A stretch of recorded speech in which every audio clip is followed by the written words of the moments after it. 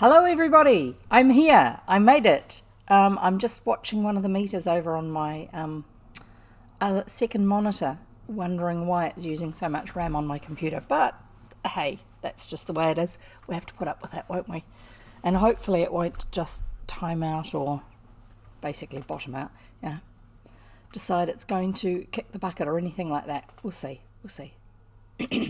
And how are you all? Have you had a lovely restful weekend, or was it one of those super productive ones? Are you that sort of person who has to get lots of things done when they're not having to work and doesn't give themselves time to rest? You've got to watch that. Now, I'm Jev. I read stories, old-fashioned stories, and I read them to you. We're currently reading the Railway Children by Nesbit. We are nearly finished. We will be finishing that today, and next time, which for me is Wednesday, I shall be, unless I'm still stuck at the accountants, I shall be reading another book, a different book, new for us, but not a new book. I read preferably public domain books, old ones that are not just out of print but out of copyright. I can read some other ones that are a bit newer, but I don't like to read particularly new books. I don't want to be stepping on anybody's toes. So we shall get on with it, but before we do, make sure you have your drink of water or something to keep yourself hydrated, some snacks preferably, and somewhere comfy to sit and listen. And if you're at work and listening to this as if you were listening to an audiobook, that's fine. You don't need to look at what I'm doing at all. I'm just a grey-haired old lady who sits here in a chair in front of a pretend library and reads to you anyway, and doesn't look up at the screen very often. Once I'm reading, I will not stop to chat until we're between chapters. You are welcome to write in the chat box, but I won't be specifically commenting on anything that's in the chat box while I'm actually reading. I shall post up there for you before we start our Discord server and my YouTube channel, so that if you want to, you can go and sign up on both of those. You're welcome to join our Discord server. Some people like to sit and draw pictures while they're listening to a story, and if the pictures that are related to the story that you're listening to, it would be lovely if you would share them over there with us. Or if you're doing Google searches and discover some really cool photographs or other pictures online that you think relate to what we're reading, the settings of the stories, the type of places that people live, that sort of thing, you're most welcome to also share those also on Discord. If you want to catch up on stories we've had in the past, because Twitch holds them for 2 weeks, has them available here for 2 weeks, and then they go offline.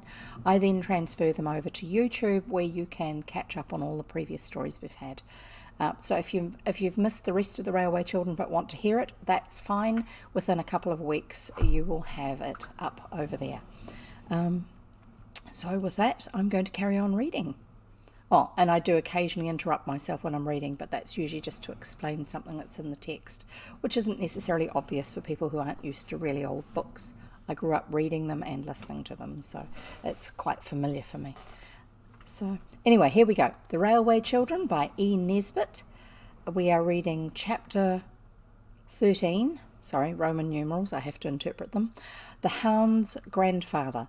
Remember last time we had the paper chase, which is like a cross-country run where you've got one person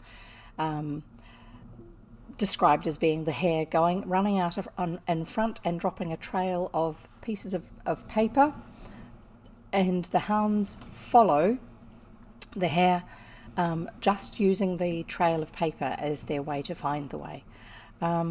And last time they saw that one of the hounds had gone missing, so the children went into the railway tunnel and found that he had fallen and broken his leg and was injured. So we're going to find out more about this person.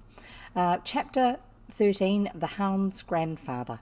Mother did not get back to her writing all that day, for the red-jerseyed hound, whom the children had brought to Three Chimneys, had to be put to bed, and then the doctor came and hurt him most horribly. Mother was with him all through it, and that made it a little better than it would have been, but bad was the best, as Mrs. Vinnie said. not sure if it quite... Oh, yeah, carry on. The children sat in the parlour downstairs and heard the sound of the doctor's boots going backwards and forwards over the bedroom floor, and once or twice there was a groan. "It's horrible," said Bobby. "Oh, I wish Dr. Forrest would make haste. Oh, poor Jim." Jim's the name of the hound. "It is horrible," said Peter, "but it's very exciting. I wish doctors weren't so stuck up about who they will have in the room when they're doing things. I should most awfully like to see a leg set. I believe the bones crunch like anything." "Don't!" said the two girls at once. So that's probably what the pain was about, the extra pain. "Rubbish," said Peter. "How are you going to be Red Cross nurses, like you were talking of coming home, if you can't even stand hearing me say about bones crunching? You'd have to hear them crunch on the field of battle, and be steeped in gore all up to the elbows as likely as not, and—" "Stop it," said Bobby, with a white face. "You don't know how funny you're making me feel." "Me too," said Phyllis, whose face was pink. "Cowards," said Peter. "I'm not," said Bobby. "I helped Mother with your rake-wounded foot, and so did Phil. You know we did." "Well then," said Peter, "now look here. It would be a jolly good thing for you if I were to talk to you every day for half an hour about broken bones and people's insides, so as to get you used to it." A chair was moved above. "Listen," said Peter. "That's the bone crunching." "I do wish you wouldn't," said Phyllis. "Bobby doesn't like it." "I'll tell you what they do," said Peter. "I can't think what made him so horrid. Perhaps it was because he had been so very nice and kind all the earlier part of the day, and now he had to have a change. This is called reaction. One notices it now and then in oneself, sometimes when one has been extra good for a longer time than usual. One is suddenly attacked by a violent fit of not being good at all. "I'll tell you what they do," said Peter. "They strap the broken man down so that he can't resist or interfere with their doctorish designs, and then someone holds his head and someone holds his leg, the broken one, and pulls it till the bones fit in, with a crunch, mind you. Then they strap it up and— let's play at bone setting." "Oh, no," said Phyllis, but Bobby said suddenly, "All right, let's. I'll be the doctor and Phil can be the nurse. You can be the broken boner. We can get at your legs more easily because you don't wear petticoats." "I'll get the splints and bandages," said Peter. "You get the couch of suffering ready." The ropes that had tied up the boxes that had come from home were all in the wooden packing case in the cellar. When Peter brought in a trailing tangle of them and 2 boards for splints, Phyllis was excitedly giggling. "Now then," he said, and lay down on the settle. That's like a sofa, but probably with a bit of room at the back of it, groaning most grievously. "Not so loud," said Bobby, beginning to wind the rope around him in the settle. "You pull, Phil." "Not so tight," moaned Peter. "You'll break my other leg." Bobby worked on in silence, winding more and more rope round him. "That's enough," said Peter. "I can't move at all. Oh, my poor leg." He groaned again. "Sure you can't move?" asked Bobby in a rather strange tone. "Quite sure," said Peter. "Shall we play It's Bleeding Freely or not?" he asked cheerfully. "You can play what you like," said Bobby sternly, folding her arms and looking down at him where he lay all wound round and round with cord. "Phil and I are going away. And we shan't untie you till you promise never, never to talk to us about blood and wounds." Sorry, I'm just stopping my chair rattling. "Blood and wounds unless we say you may. Come, Phil." "You beast," said Peter, writhing. "I'll never promise. Never. I'll yell and Mother will come." "Do," said Bobby, "and tell her why we tied you up. Come on, Phil." "No, I'm not a beast, Peter, but you wouldn't stop when we asked you to, and—" "Yeah, it wasn't even your own idea. You got it out of Storky," which is a book, Storky and Co., by Rudyard Kipling, which I won't be reading. Bobby and Phil, retiring in silent dignity, were met at the door by the doctor. He came in rubbing his hands and looking pleased with himself. "Well," he said, "that job's done. It's a nice clean fracture and it'll go on all right, I've no doubt. Plucky young chap too. Hullo, what's all this?" His eye had fallen on Peter, who lay mousy still in his bonds on the settle. "Playing at prisoners, eh?" he said, but his eyebrows had gone up a little. Somehow he had not thought that Bobby would be playing, while in the room above someone was having a broken bone set. "Oh, no," said Bobby. "Not at prisoners. We were playing at setting bones. Peter's the broken boner, and I was the doctor." The doctor frowned. "Well, I must say," he said, and then he said it rather sternly, that it's a very heartless game. Haven't you got enough imagination even to faintly picture what's going on upstairs? That poor chap with the drops of sweat on his forehead and biting his lips so as not to cry out, and every touch on his leg agony, and—" "You ought to be tied up," said Phyllis. "You're as bad as—" "Hush," said Bobby. "I'm sorry, but we weren't heartless, really." "I was, I suppose," said Peter crossly. "All right, Bobby, don't you go on being noble and screening me, because I jolly well won't have it. It was only that I kept on talking about blood and wounds. I wanted to train them for Red Cross nurses, and I wouldn't stop when they asked me." "Well," said Dr. Forrest, sitting down. "Well, then I said let's play at setting bones. It was all rot. I knew Bobby wouldn't. I only said it to tease her, and then when she said yes, of course I had to go through with it. And they tied me up. They got it out of Stalky, and I think it's a beastly shame." He managed to writhe over and hide his face against the wooden back of the settle. Just so you know, Stalky is Stalky and Co. by Rudyard Kipling. Obviously, it's written in a very different era to modern books, and so the attitude to some things is quite harsh. Stalky and Co. is set at a boys' boarding school, and they deal with someone who, among other things, they deal with someone who's a bully by basically bullying him so he knows what it's like. In the story, it was very effective, but it's actually quite harsh, and it's not one. I've read it. I did enjoy reading it. It was well written. It was written by someone who actually really does know what goes through the mind of teenage boys of that era. But it's not one that we need to read. There are some books that we don't need to read here. So I shall carry on. He managed to writhe over and hide his face against the wooden back of the settle. "I didn't think that anyone would know but us," said Bobby, indignantly answering Peter's unspoken reproach. "I never thought of your coming in, and hearing about blood and wounds does really make me feel most awfully funny. It was only a joke, our tying him up. Let me untie you, Pete." "I don't care if you never untie me," said Peter, "and if that's your idea of a joke—" "If I were you," said the doctor, though really he did not quite know what to say, "I should be untied before your mother comes down. You don't want to worry her just now, do you?"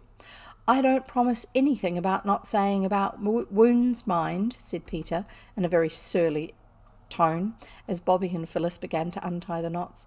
"I'm very sorry, Pete," Bobby whispered, leaning close to him as she fumbled with the big knot under the settle. "But if you only knew how sick you made me feel."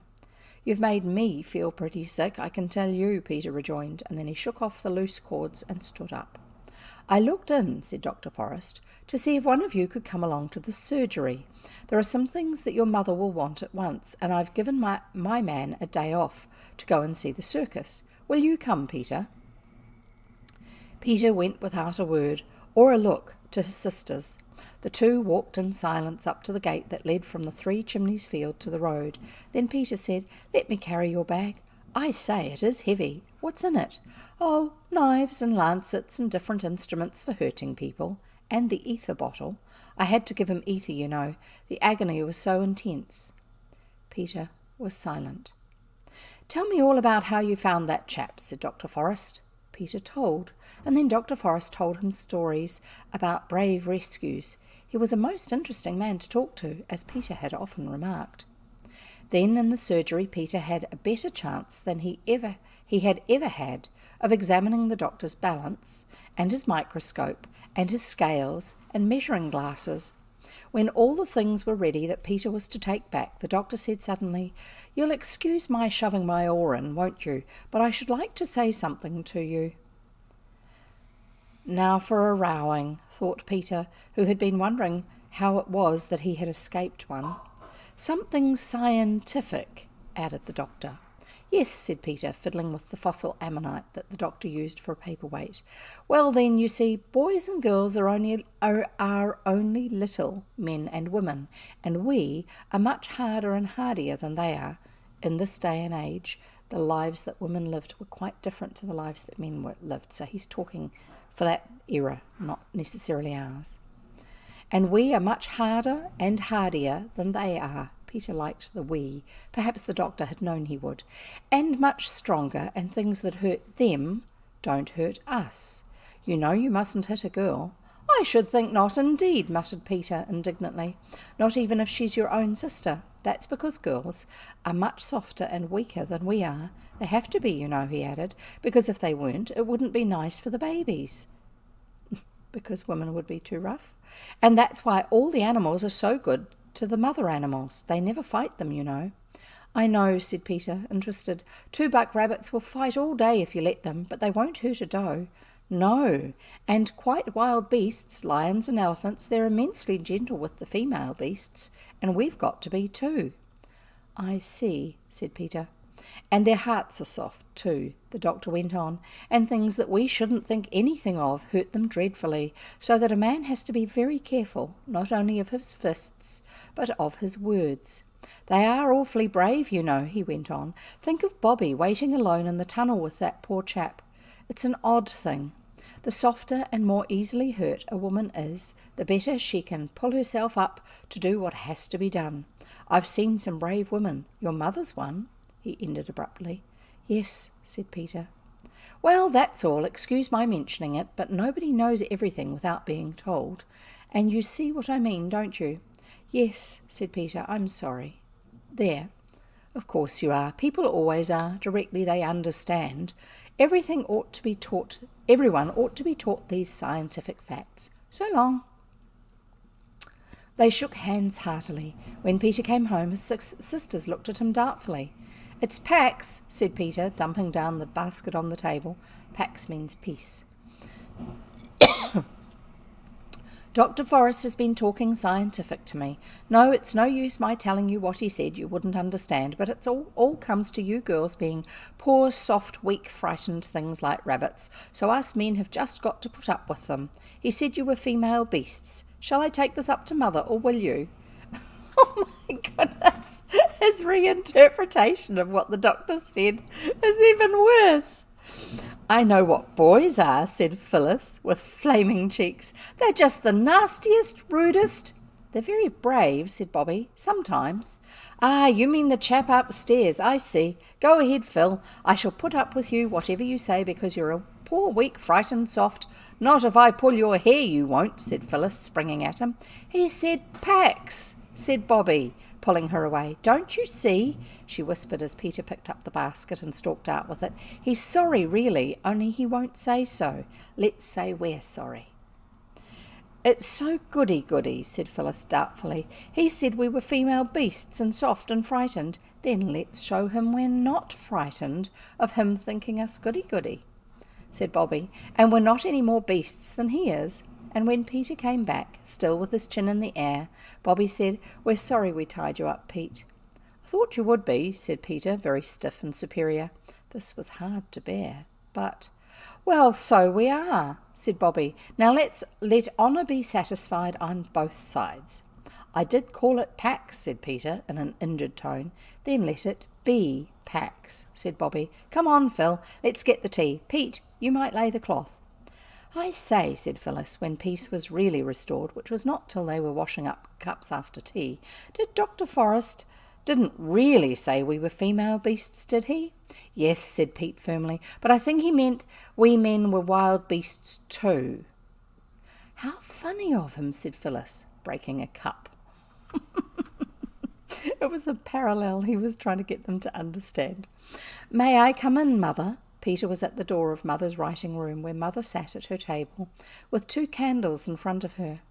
Their flames looked orange and violet against the clear blue of the sky, where already a few stars were twinkling. Yes, dear, said Mother absently. Anything wrong? She wrote a few more words and then laid down her pen and began to fold up what she had written. I was just writing to Jim's grandfather. He lives near here, you know. Yes, you said so at tea. That's what I want to say. Must you write to him, Mother? Couldn't we keep Jim and not say anything to his people till he's well? It would be such a surprise for them. Well, yes, said Mother, laughing. I think it would. You see, Pete went on, of course the girls are all right and all that. I'm not saying anything against them, but I should like it if I had another chap to talk to sometimes. Yes, said Mother, I know it's dull for you, dear, but I can't help it. Next year perhaps I can send you to school. You'll like that, wouldn't you? I do miss the other chaps rather, Peter confessed. But if Jim could stay after his leg was well, we could have awful larks. I've no doubt of it, said Mother. Well, perhaps he could, but you know, dear, we're not rich. I can't afford to get him everything he'll want, and he must have a nurse. Can't you nurse him, Mother? You do nurse people so beautifully. That's a pretty compliment, Pete, but I can't do nursing and my writing as well. That's the worst of it. Then you must send the letter to his grandfather? Of course, and to his schoolmaster too. We telegraphed to them both, but I must write as well. They'll be most dreadfully anxious. So a telegraph or a telegram is a very, very, very short message, and you pay per word to send it. This is before the days of people commonly making long phone calls. And it may have been that before the days of people commonly being able to make phone calls, both of which would have been really expensive. So if you had to get some urgent information to someone, you sent a telegram or a telegraph.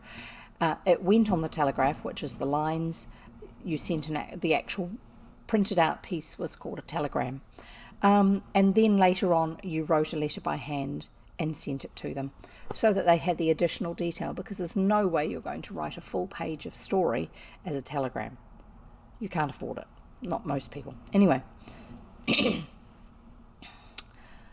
But I must write as well. They'll be most dreadfully anxious. I say, Mother, why can't his grandfather pay for a nurse? Peter suggested. That would be ripping. I expect the old boy's rolling in money. Grandfathers in books always are. Well, this one isn't in a book, said Mother, so we mustn't expect him to roll much. I say, said Peter musingly. Wouldn't it be jolly if we all were in a book, and you were writing it? Then you could make all sorts of jolly things happen and make Jim's legs get well at once and be all right tomorrow, and Father come home soon, and— Do you miss your father very much? Mother asked, rather coldly, Peter thought. Awfully, said Peter, briefly. Mother was enveloping and addressing the second letter. You see, Peter went on slowly, you see, it's not only him being father, but now he's away there's no other man in the house but me. That's why I want Jim to stay so frightfully much. Wouldn't you like to be writing that book with us all in it, Mother, and make Daddy come home soon? Peter's mother put her arm round him suddenly and hugged him in silence for a minute. Then she said, Don't you think it's rather nice to think that we're in a book that God's writing? If I were writing the book, I might make mistakes, but God knows how to make the story end just right, in the way that's best for us. Do you really believe that, Mother? Peter asked quietly. Yes, she said, I do believe it, almost always, except when I'm so sad that I can't believe anything. But even when I can't believe it, I know it's true, and I try to believe. You don't know how I try, Peter. Now, take the letters to the post, and don't let's be sad any more. Courage, courage. That's the finest of all the virtues. I dare say Jim will be here for 2 or 3 weeks yet. For what was left of the evening, Peter was so angelic that Bobby feared he was going to be ill. She was quite relieved in the morning to find him plaiting Phyllis's hair on the back of her chair, onto the back of her chair, in quite his old manner.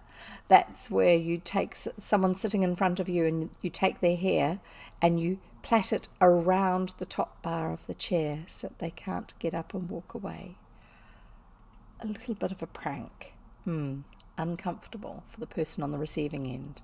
Hi, Forres. We're nearly at the end of this chapter, and then we've got one more chapter till the end of the book. So, plaiting Phyllis's hair onto the back of her chair in quite his old manner. It was soon after breakfast. I'll try that again. It was soon after breakfast that a knock came at the door. The children were hard at work cleaning the brass candlesticks in honour of Jim's visit. That'll be the doctor, said Mother. I'll go. Shut the kitchen door. You're not fit to be seen. Yes, cleaning candlesticks with polish. It can be quite a messy job, especially when it's children doing it. But it wasn't the doctor. They knew that by the voice and by the sound of the boots that went upstairs. They did not recognise the sound of the boots, but everyone was certain that they had heard the voice before. When you live in a house with wooden floors and you've always got certain people coming in, you get used to the particular sounds of the sort of footwear they're wearing and the way they move. So that's why the children recognised that it wasn't someone they knew, but they recognised the voice. There was a longish interval. The boots and the voice did not come down again. Who can it possibly be? They kept on asking themselves and each other. Perhaps, said Peter at last, Dr. Forrest has been attacked by highwaymen and left for dead, and this is the man he's telegraphed for to take his place. Mrs. Vinnie said he had a local tenant to do his work when he went for a holiday. Didn't you, Mrs. Vinnie? I did so, my dear, said Mrs. Vinnie from the back kitchen. He's fallen down in a fit, more likely, said Phyllis. All human aid despaired of, and this is his man come to break the news to Mother. Nonsense, said Peter briskly. Mother wouldn't have taken the man up to Jim's bedroom. Why should she? Listen, the door's opening. Now they'll come down. I'll open the door a crack. He did. It's not listening, he replied indignantly to Bobby's scandalised remarks. Nobody in their senses would talk secrets on the stairs, and Mother can't have secrets to talk with Dr. Forrest's stableman, and you said it was him. Bobby, called Mother's voice. They opened the kitchen door, and Mother leaned over the stair railing. Jim's grandfather has come, she said. Wash your hands and faces, and then you can see him. He wants to see you. The bedroom door shut again. There now, said Peter. Fancy us not even thinking of that. Let's have some hot water, Mrs. Vinnie. I'm as black as your hat. The three were indeed dirty, for the stuff you clean brass candlesticks with is very far from cleaning to the cleaner. I've used it. It's not very clean on you. They were still busy with soap and flannel when they heard the boots and the voice come down the stairs and go into the dining room.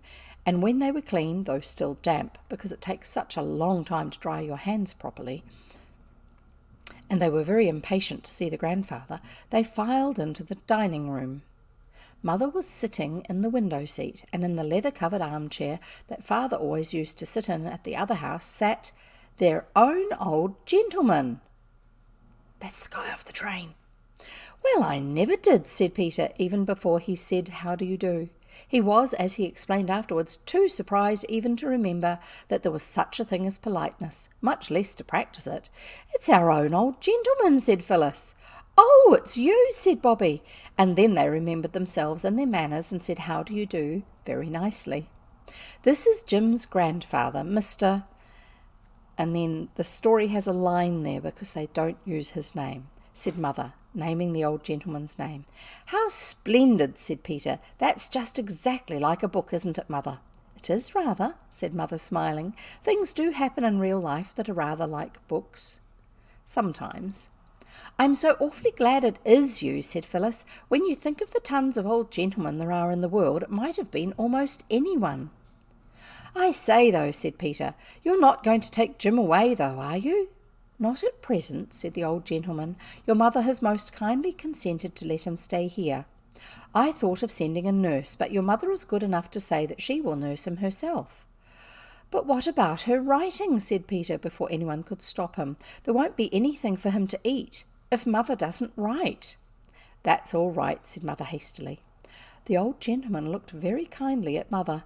You see, he said, you trust your children and confide in and I see, he said, you trust your children and confide in them. Of course, said Mother. Then I may tell you of our little arrangement, he said. Your mother, my dears, has consented to give up writing for a little while and to become a matron of my hospital. Oh, said Phyllis blankly, and shall we have to go away from Three Chimneys and the railway and everything? No, no, darling, said Mother hurriedly. The hospital is called Three Chimneys Hospital, said the old gentleman, and my unlucky Jim is the only patient. And I hope he'll continue to be so. Your mother will be matron, and there'll be a hospital staff of a housemaid and a cook, till Jim's well. And then will Mother go on writing again? Asked Peter. We shall see, said the old gentleman, with a slight, swift glance at Bobby. Perhaps something nice may happen, and she won't have to. Women didn't generally have a paying job of the particular part of society that these people come from at that time. I love my writing, said Mother very quickly. I know, said the old gentleman. Don't be afraid that I'm going to try to interfere, but one never knows. Very wonderful and beautiful things do happen, don't they? And we live most of our lives in the hope of them. I may come again to see the boy? He asked. Surely, said Mother, and I don't know how to thank you for making it possible for me to nurse him. Dear boy. He kept calling Mother, Mother in the night, said Phyllis. I woke up twice and heard him. He didn't mean me, said Mother in a low voice to the old gentleman. That's why I wanted so much to keep him. The old gentleman rose. I'm so glad, said Peter, that you're going to keep him, Mother. Take care of your mother, my dears, said the old gentleman. She is a woman in a million. Yes, isn't she? Whispered Bobby. God bless her, said the old gentleman, taking both Mother's hands. God bless her. Aye, and she shall be blessed. Dear me, where's my hat? Will Bobby come with me to the gate? At the gate he stopped and said, You're a good child, my dear. I got your letter, but it wasn't needed. When I read about your father's case in the papers at the time, I had my doubts, and ever since I've known who you were, I have been trying to find out things. I haven't done very much yet, but I have hopes, my dear. I have hopes. Oh, said Bobby, choking a little. Yes, I may say great hopes, but keep your secret a little longer. Wouldn't do to upset your mother with a false hope, would it? Oh, but it isn't false, said Bobby. I know you can do it. I knew you could when I wrote. It isn't a false hope, is it? No, he said, I don't think it is a false hope, but I wouldn't have told you, and I think you deserve to be told that there is a hope. And you don't think Father did it, do you? Oh, say you don't think he did. My dear, he said, I am perfectly certain he didn't. If it was a false hope, it was none the less a very radiant one that lay warm at Bobby's heart, and through the days that followed, lighted her little face as a Japanese lantern is lighted by the candle within. And that's the end of that chapter. It's not the end of the book. We've got one more chapter to go, but I need to have a drink of water, and I'm just moving my chair in a little bit closer. It's slid away further. Time for your drink of water too. So hi Flores, good to see you here. Great to see you here.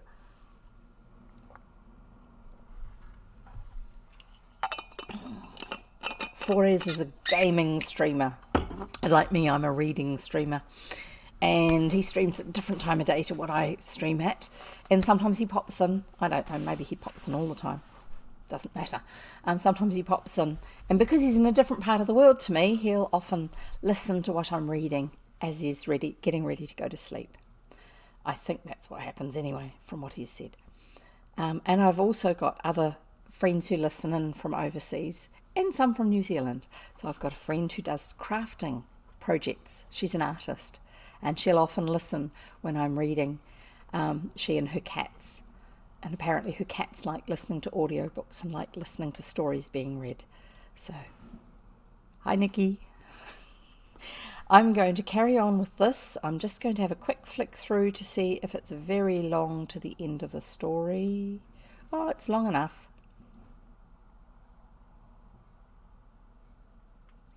We are going to read, because the way these are numbered, it doesn't usually put all the extra end notes as a separate section. So sometimes it looks like there's a long way to go, like this says 52 pages. But I don't believe it, because most of that will be the end notes about the people who have written, copied from the original printing that they had, which was not very clear, so that it can now be on a digital format on a book and not be an image, but actually be words that you can select. Anyway, so I'm going to carry on reading The Railway Children by E. Nesbit, and we are reading chapter 14, which is called The End. Life at the Three Chimneys was never quite the same again after the old gentleman came to see his grandson. Although they now knew his name, the children never spoke of him by it, at any rate when they were by themselves. To them he was always the old gentleman, and I think he had better be the old gentleman to us too. It wouldn't make him seem any more real to you, would it, if I were to tell you that his name was Snooks or Jenkins, which it wasn't? And after all, sorry, bit of cat fluff. And after all, I must be allowed to keep one secret. It's the only one. I have told you everything else except what I am going to tell you in this chapter, which is the last. At least, of course, I haven't told you everything. If I were to do that, the book would never come to an end, and that would be a pity, wouldn't it? Well, as I was saying, life at Three Chimneys was never quite the same again. The cook and the housemaid were very nice. I don't mind telling you their names. They were Clara and Ethelwyn. But they told Mother they did not seem to want Mrs. Vinnie, and that she was an old muddler. So Mrs. Vinnie came only 2 days a week to do washing and ironing. Then Clara and Ethelwyn said they could do the work all right if they weren't interfered with, and that meant that the children no longer got the tea and cleared it away and washed up the tea things and dusted the rooms, which were all things that the children had helped with, which is probably quite good because they were learning how to do those things. Most people from this group of society didn't do that for themselves. This would have left quite a blank in their lives, although they had often pretended to themselves and to each other that they hated housework. But now that Mother had no writing and no housework to do, she had time for lessons, and lessons the children had to do, because they weren't going to school at this stage. However nice the person who is teaching you may be, lessons are lessons the world over, and at their best are worse fun than peeling potatoes or lighting a fire. On the other hand, if Mother now had time for lessons, she also had time for play, and to make up little rhymes for the children as she used to do. She had not had much time for rhymes since she came to Three Chimneys. There was one very odd thing about these lessons. Whatever the children were doing, they always wanted to be doing something else. When Peter was doing his Latin, he thought it would be nice to be learning history like Bobby. Bobby would have preferred arithmetic, which was what Phyllis happened to be doing, and Phyllis, of course, thought Latin much the most interesting kind of lesson, and so on. As people, we want what we don't have. So one day when they sat down to lessons, each of them found a little rhyme at its place. I put the rhymes in to show you that their mother really did understand a little how children feel about things, and also the kind of words they use, which is the case with very few grown-up people. I suppose most grown-ups have very bad memories, and have forgotten how they felt when they were little. Of course, the verses are supposed to be spoken by the children. Peter: I once thought Caesar easy pap, how very soft I must have been, when they start Caesar with a chap. He little know what that will mean. Oh, verbs are silly, stupid things, I'd rather learn the dates of kings. I'm guessing that's referencing something in his Latin lessons. Bobby: the worst of all my lesson things is learning who succeeds who, in all the rows of kings, queens and kings, with dates to everything they do, with dates enough to make you sick. I wish it was arithmetic. Phyllis: such pounds and pounds of apples fill my slate. What is the price you'd spend? You scratch the figures out until you cry upon the dividend. I'll break the slate and scream for joy if I did Latin like a boy. Because back in those days it was boys who did Latin. This kind of thing, of course, made lessons much jollier. Mother writing rhymes. It is something to know that the person who is teaching you sees that it is not all plain sailing for you, and does not think that it is just your stupidness that makes you not know your lessons till you've learned them. Then, as Jim's leg got better, it was very pleasant to go up and sit with him and hear tales about his school life, and the other boys. There was one boy named Pa, of whom Jim seemed to have formed the lowest possible opinion, and another boy named Wigsby Minor, for whose views Jim had a great respect. Also, there were 3 brothers named Pally, and the youngest was called Pally Terts, meaning tertiary, third, I think, and was much given to fighting. Peter drank in all of this with deep joy, and Mother seemed to have listened with some interest, for one day she gave Jim a sheet of paper on which she had written a rhyme about Pa, bringing in Pally and Wigsby, by name in a most wonderful way, as well as all the reasons Jim had for not liking Pa and Wigsby's wise opinion on the matter. Jim was immensely pleased. He had never had a rhyme written expressly for him before. He read it till he knew it by heart, and then sent it to Wigsby, who liked it almost as much as Jim did. Perhaps you may like it too. The new boy. His name is Pa. He says that he is given bread and milk for tea. He says his father killed a bear. He says his mother cuts his hair. He wears galoshes when it's wet. I've heard his people call him Pet. He has no proper sense of shame. He told the chaps his Christian name. At boarding schools, which is where he goes to, you call each other by your surname. He cannot wicket keep at all. He's frightened of a cricket ball. He reads indoors for hours and hours. He knows the names of beastly flowers. He says his French just like Mossoo, a beastly stuck-up thing to do. He won't keep cave. He shirks his turn and says he came to school to learn. He won't play football, says it hurts. He wouldn't fight with Paley Turts. He couldn't whistle if he tried, and when we laughed at him, he cried. Now Wigsby minor says that Pa is only like all new boys are. I know when I first came to school, I wasn't such a jolly fool. Jim could never understand how Mother could have been clever enough to do it. To the others it seemed nice, but natural. You see, they had always been used to having a mother who could write verses, just like the way people talk, even to the shocking expression at the end of the rhyme, which was Jim's very own. Jim taught Peter to play chess and draughts and dominoes, and altogether it was a nice, quiet time. Only Jim's leg got better and better, and a general feeling began to spring up amongst Bobby, Peter and Phyllis that something ought to be done to amuse him, not just games, but something really handsome. But it was extraordinarily difficult to think of anything. It's no good, said Peter, when all of them had thought and thought till their heads felt quite heavy and swollen. If we can't think of anything to amuse him, we just can't, and there's an end of it. Perhaps something will just happen on its own accord that he'll like. Things do happen by themselves sometimes without you making them, said Phyllis, rather as though usually everything that happened in the world was her doing. I wish something would happen, said Bobby dreamily, something wonderful. And then something wonderful did happen, exactly 4 days after she said this. I wish I could say it was 3 days after, because in fairy tales it's always 3 days after that things happen. But this is not a fairy story, and besides it really was 4 and not 3, and I am nothing if not strictly truthful. They seemed to be hardly railway children at all in those days, and as the days went on each had an uneasy feeling about this, which Phyllis expressed one day. I wonder if the railway misses us, she said plaintively. We never go to see it now. It seems ungrateful, said Bobby. We loved it so when we hadn't anyone else to play with. Perks is always coming up to ask after Jim, said Peter, and the signalman's little boy is better. He told me so. I didn't mean the people, explained Phyllis. I meant the dear railway itself. The thing I don't like, said Bobby on this 4th day, which was a Tuesday, is our having stopped waving at the 9:15 and sending our love to Father by it. Let's begin again, said Phyllis, and they did.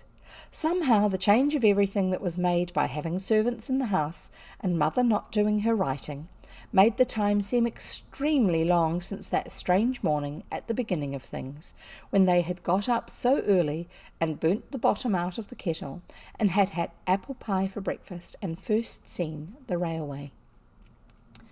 It was September now, and the turf on the slope to the railway was dry and crisp. Little long grass spikes stood up like little bits of gold wire. Frail blue harebells, they're a type of flower, trembled on their tough, slender stalks. Gypsy roses opened wide and flat their lilac-coloured discs, and the golden stars of St. John's wort, it's another flower plant, shone at the edges of the pool that lay halfway to the railway. Bobby gathered a generous handful of flowers and thought how pretty they would look lying on the green and pink blanket of silk waste that now covered Jim's poor broken leg. Hurry up, said Peter, or we shall miss the 9:15. I can't hurry more than I'm doing, said Phyllis. Oh, bother it, my bootlace has come undone again. "When you're married," said Peter, "your bootlace will come undone going up the church aisle, and your man that you're going to get married to will tumble over it and smash his nose in on the ornamented pavement, and then you'll say you won't marry him, and you'll have to be an old maid." "I shan't," said Phyllis. "I'd much rather marry a man with his nose smashed in than not marry anybody." "It would be horrid to marry a man with a smashed nose all the same," went on Bobby. "He wouldn't be able to smell the flowers at the wedding. Wouldn't that be awful?" "Bother the flowers at the wedding," cried Peter. "Look, the signal's down. We must run." They ran, and once more they waved their handkerchiefs, without at all minding whether the handkerchiefs were clean or not. To the 9:15. "Take our love to father," cried Bobby, and the others too shouted, "Take our love to father." The old gentleman waved from his first-class carriage window. Quite violently he waved, and there was nothing odd in that, for he always had waved. But what was really remarkable was that from every window handkerchiefs fluttered, newspapers signalled, hands waved wildly, the train swept by with a rustle and a roar, the little pebbles jumped and danced under it as it passed, and the children were left looking at each other. "Well," said Peter. "Well," said Bobby. "Well," said Phyllis. "What on earth does that mean?" asked Peter, but he did not expect any answer. "I don't know," said Bobby. "Perhaps the old gentleman told the people at his station to look out for us and wave. He knew we should like it." Now, curiously enough, this was just what had happened. The old gentleman, who was very well known and respected at his particular station, had got there early that morning, and he had waited at the door where the young man stands, holding the interesting machine that clips the tickets, and he had said something to every single passenger who passed through that door, and after nodding to what the old gentleman had said, and the nods expressed every shade of surprise, interest, doubt, cheerful pleasure, and grumpy agreement, each passenger had gone on to the platform and read one certain part of his newspaper. And when the passengers got into the train, they had told the other passengers who were already there what the old gentleman had said, and then the other passengers had also looked at their newspapers and seemed very astonished and mostly pleased. Then, when the train passed the fence where the 3 children were, newspapers and hands and handkerchiefs were waved madly till all that side of the train was fluttery with white, like the pictures of the King's coronation in the biograph at Maskelyne and Cook's. To the children it almost seemed as though the train itself were alive, and was at last responding to the love that they had given it so freely and so long. "It is most extraordinarily rum," said Peter.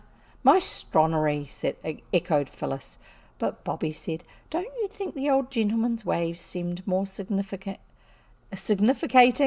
than usual?" They're made-up words. "No," said the others. "I do," said Bobby. "I thought he was trying to explain something to us with his newspaper." "Explain what?" asked Peter, not unnaturally.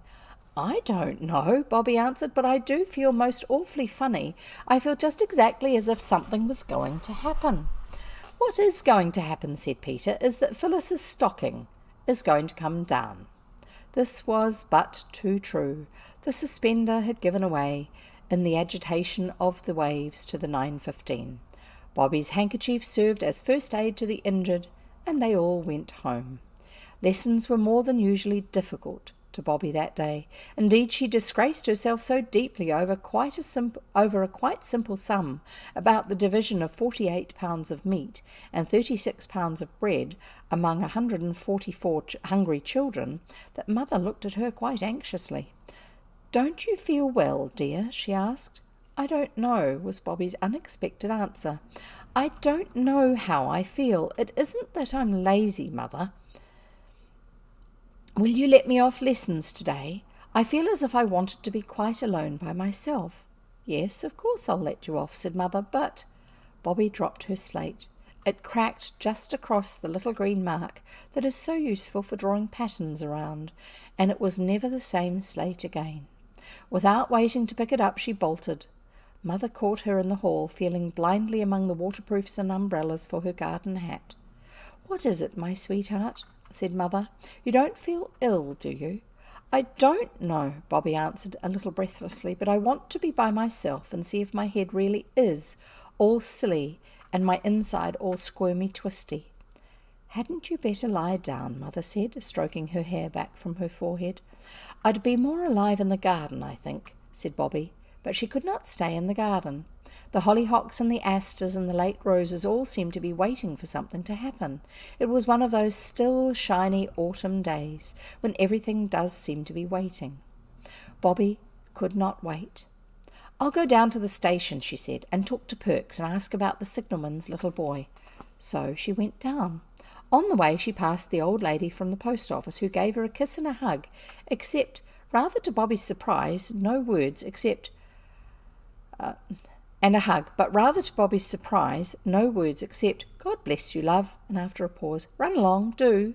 The draper's boy, who had sometimes been a little less than civil and a little more than contemptuous, now touched his cap and uttered the remarkable words, "Morning, miss, I'm sure." The blacksmith, coming along with an open newspaper in his hand, was even more strange in his manner. He grinned broadly, though as a rule he was not a man given to smiles, and waved the newspaper long before he came up to her, and as he passed her he said in answer to her "Good morning," "Good morning to you, missy, and many of them. I wish you joy, that I do." "Oh," said Bobby to herself, and her heart quickened its beats. "Something is going to happen. I know it is. Everyone is so odd, like people are in dreams." The station master wrung her hand warmly. In fact, he had worked it up and down like a pump handle, but he gave her no reason for this unusually enthusiastic greeting. He only said, "The 11:54's a bit late, miss, the extra luggage this holiday time," and went away very quickly into that inner temple of his into which even Bobby dared not follow him. Perks was not to be seen, and Bobby shared the solitude of the platform with the station cat. This tortoise-shell lady, usually of a retiring disposition, came today to rub herself against the brown stockings of Bobby, with arched back, waving tail, and reverberating purrs. "Dear me," said Bobby, stooping to stroke her, "how very kind everybody is today, even you, puss." Perks did not appear until the 11:54 was signalled, and then he, like everybody else that morning, had a newspaper in his hand. "Hello," he said, "here you are. Well, if this is the train, it'll be smart work. Well, God bless you, my dear. I see it in the paper, and I don't think I was ever so glad of anything in all my born days." He looked at Bobby a moment, then said, "One I must have, miss, and no offence. I know on a day like this here," and with that he kissed her first on one cheek and then on the other. "You ain't offended, are you?" he asked anxiously. "I ain't took too great a liberty. On a day like this, you know." "No, no," said Bobby. "Of course it's not a liberty, dear Mr. Perks. We love you quite as much as if you were an uncle of ours. But on a day like what?" "Like this here," said Perks. "Don't I tell you I see it in the paper?" "Saw what in the paper?" said Bobby. But already the 11:54 was steaming into the station, and the station master was looking at all the places where Perks was not and ought to have been. Bobby was left standing alone, the station cat watching her from under the bench with friendly golden eyes. Of course, you know already exactly what was going to happen. Bobby was not so clever. She had the vague, confused, expectant feeling that comes to one's heart in dreams. What her heart expected, I can't tell. Perhaps the very thing that you and I know was going to happen. But her mind expected nothing. It was almost blank, and felt nothing but tiredness and stupidness and an empty feeling like your body has when you have been a long walk and it is very far indeed past your proper dinner time. Only 3 people got out of the 11:54. The first was a countryman with 2 baskety boxes full of live chickens who stuck their russet heads out anxiously through the wicker bars. The second was Miss Peckett, the grocer's wife's cousin, with a tin box and 3 brown paper parcels, and the third, "Oh, my daddy, my daddy!" That scream went like a knife into the heart of everyone in the train, and people put their heads out of the window out of the window to see a tall, pale man with lips set in a thin, close line, and a little girl clinging to him with arms and legs, while his arms went tightly round her. Sorry, it always gets me. I knew something wonderful was going to happen, said Bobby as they went up the road, but I didn't think it was going to be this. Oh, my daddy, my daddy. Then didn't Mother get my letter? Asked Father. There weren't any letters this morning. Oh, Daddy, it is really you, isn't it? The clasp of a hand she had not forgotten assured her that it was. You must go in by yourself, Bobby, and tell Mother quite quietly that it's all right. They've caught the man who did it. Everyone knows now that it wasn't your daddy. I always knew it wasn't, said Bobby. Me and Mother and our old gentleman. Yes, he said, it was all his doing. Mother wrote and told me you had found out, and she told me what you had been to her, my own little girl. They stopped a minute then, and now I see them crossing the field. Bobby goes into the house, trying to keep her eyes from speaking before her lips have found the right words to tell Mother quite quietly that the sorrow and the struggle and the parting are over and done, and that Father has come home. I see Father walking in the garden, waiting. He's looking at the flowers, and each flower is a miracle to eyes that all these months of spring and summer have seen only flagstones and gravel and a little grudging grass. But his eyes keep turning towards the house, and presently he leaves the garden and goes to stand outside the nearest door. It is the back door, and across the yard the swallows are circling. They are getting ready to fly away from cold winds and keen frost to the land where it is always summer. They are the same swallows that the children built the little clay nests for. And now the house door opens. Bobby's voice calls, "Come in, Daddy, come in." He goes in, and the door is shut. I think we will not open the door or follow him. I think that just now we are not wanted there. I think it will be best for us to go quickly and quietly away.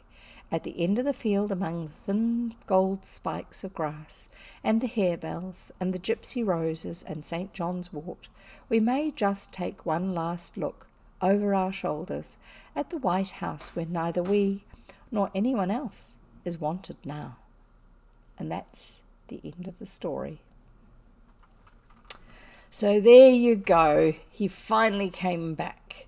They found the person who actually did it and blamed him, and he was free to go home to his family.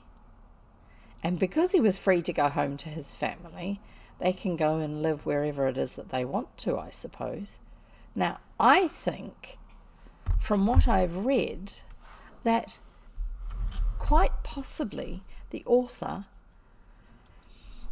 herself may have had a similar situation, not the father being accused of spying or anything like that, but having the author is known to have been writing poems and stories for magazines and such like in the early days because of the need for the financial income for the family. So I think that aspect of the story, the mother needing to write to keep the family going, is probably based on the author's own experience. I'm just going to put our Discord link in here again for those who are watching this on Twitch and also our YouTube server channel. So you're welcome to join us over on Discord. If you've taken to doodling pictures based on the story that you're hearing, please share them with us over on Discord. And if you want to catch up with any old stories that we've read in the past, like Millie, Molly, Mandy, or The Wind in the Willows, what else have we read? Secret Garden, A Little Princess, The Princess and the Goblin, The Princess and Curdie. I don't know if there's any others or not. I can't remember. Any of those that I've read in the past, and there will be more as we get more stories, they will also be transferred over to there. The stories that I read here on Twitch transfer over to YouTube about 2 weeks later. That's when they get loaded up on Twitch. And I group them into playlists so that you can actually start a playlist and listen to a whole book in as many sessions as it takes you, but you will get it, you can set it to autoplay from one video to the next. But I will have, most of them I trim so we don't have the chat and the overlay all around us. Anyway, so there you go. We have finished The Railway Children by E. Nesbit. And I was just having a quick look at my tablet here, my iPad mini. Thank you, little iPad, doing well. And the next book we're going to be reading is called The Treasure of the Isle of Mist. And it's written by somebody called, and it's described as being a fairy tale for my daughter by the author, who is W. Tarn, Tarn. And it was published in 1920. So we shall be reading that. And it's set on one of the islands off the coast of Scotland, as far as I know. And I haven't actually really found out a lot about the author or the book yet. I think from what I have read though, he only wrote one children's book, and that's this one. But I do remember reading it. It's another one of those slightly odd ones, like The Princess and the Goblin, The Princess and Curdie. So I look forward to seeing you next time. We shall have fun reading a new story. Bye.